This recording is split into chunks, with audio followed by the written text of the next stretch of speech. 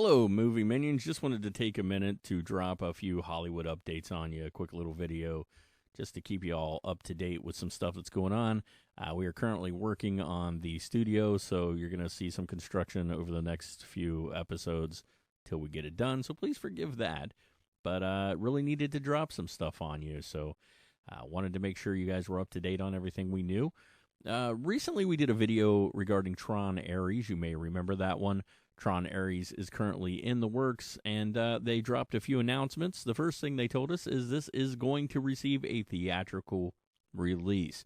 Why is that a big deal? Well, because we didn't know if it was going to be Disney Plus or theaters. Looks like it is going to be hitting the theaters. But they also gave us a date as far as when to expect it to hit the big screen. That date is October 10th, 2025. Now, I've gone on record as sharing my love for Tron. I absolutely love the Tron movies. So my hopes for this one are high. We're going to keep our fingers crossed that everything works out okay in the end.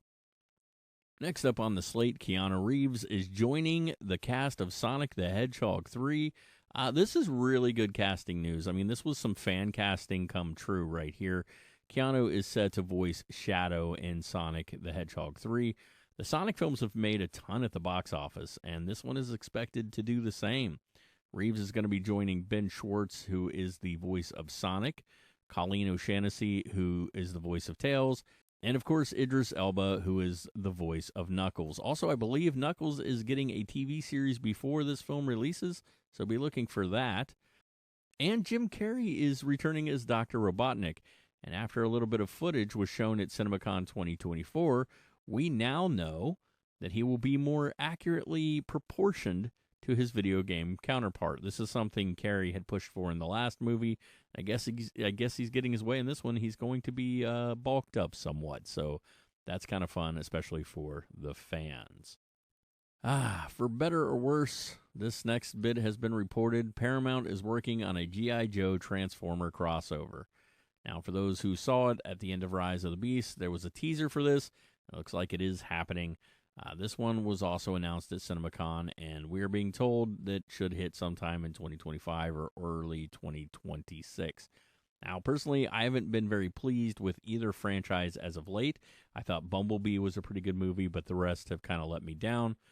I don't really know that this can revive where they've been heading. I mean, it would have to be some spectacular writing. Honestly, I didn't think I would like the first Sonic movie either, and I did, so maybe they're going to trick me on this one. I will say I watched the trailer for Transformers 1. If you have not, you should check that out. And it looks like a lot of fun. So, I don't know. There's always hope. We shall see. 28 years later. This is some really cool news. Now, personally, I enjoyed the hell out of 28 Days Later and 28 Weeks Later. And a lot of us thought there was going to be a 28 Months Later, but that one never happened. We then heard rumblings of 28 Years Later, and now we have some news on that one. Danny Boyle and Alex Garland are writing not one, but 3 films in this series. We also know that while Danny Boyle will be directing the first film, it looks like Nia DaCosta is going to be directing the second. No word yet on who might helm that third film, but Garland did tell the Real Blend podcast that the films were about the passage of time and thinking about what effect the passage of time would have.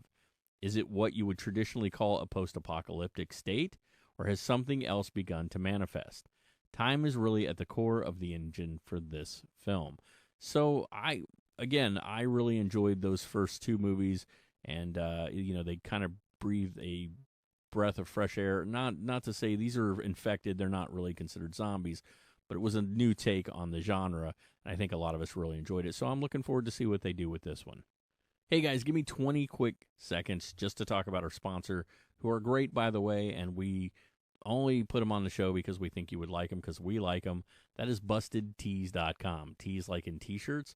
They have all your geeky, fun, inspired apparel, from socks to shirts and hoodies and hats and stickers, all inspired by your favorite TV shows, video games, and movies.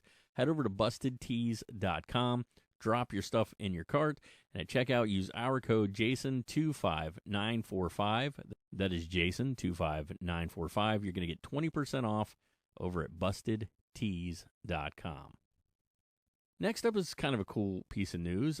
Chris Farley biopic is in the works. Now, this is going to be based on the book, The Chris Farley Show, a biography in 3 acts.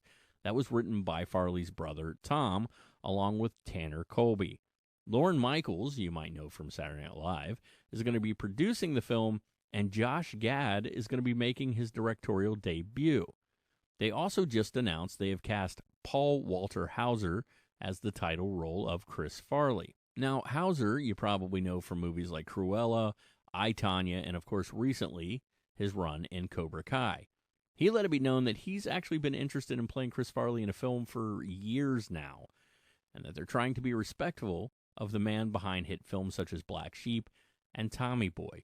So, Chris Farley had one of those kind of amazing lives. By all accounts, he was a wonderful human being, but he also struggled a lot with some personal stuff. So this movie has the potential to really have a lot of drama and comedy in it. So let's just hope they do it justice.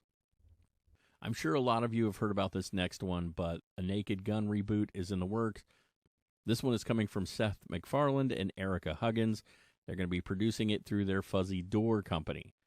Liam Neeson is set to star in the role originally made famous by Leslie Nielsen. And as weird as it is, I can kind of see it. I don't know if something about that just fits to me.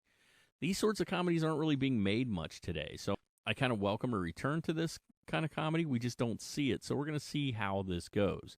We also know that Pamela Anderson has been cast in the film. As yet, we don't know what role, but the movie is set to be directed by Akiva Schaffer, and they are aiming for a July 18th, 2025 release. Now, the script was penned by Dan Greger and Doug Mand, who wrote the live-action Chip and Dale movie, which was surprisingly enjoyable. And if you have not watched it, I recommend going over to Disney Plus and checking it out. So there you go, Naked Gun reboot.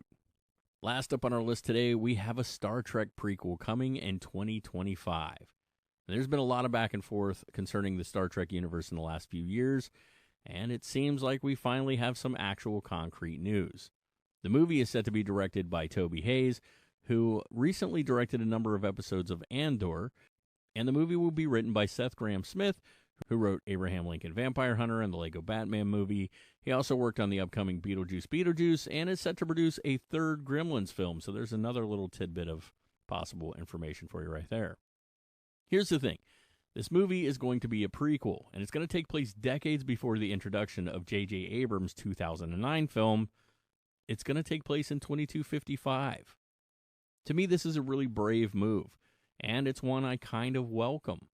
It's brave because none of the original cast are likely to take part in this in any way, and since it's going to be decades before, we shouldn't even see a Captain Pike kind of scenario. These should be all new characters that we've never been introduced to as of yet. And also, just understand, it also doesn't mean we're not going to be seeing a fourth Chris Pine-led installment with the OG cast, because they've all expressed interest in returning, and we know, as of a few months ago, that Steve Yockey, who has penned stuff for Supernatural, The Flight Attendant, and the Scream series, was actually tasked with writing a script for a fourth installment. So we should be seeing that too. I love Star Trek, so in my opinion, just keep dishing them out. As long as you're giving us good stuff, we'll accept it. And I like the kind of idea of spinning off into a new cast, so we can have like another storyline going on. Well, there you go, movie minions. A quick movie update. What are your guys' thoughts? Any of these you're excited for? Any you think are just a really bad idea? Drop your comments below. And whether you're watching us on TikTok or you're checking out all the additional content on our YouTube channel, please subscribe, like, and share. It is very much appreciated when you guys do that. Until next time, guys, I recommend going and watching Tron, then Tron Uprising, and Tron Legacy, because they're always great. And as always, stay awesome.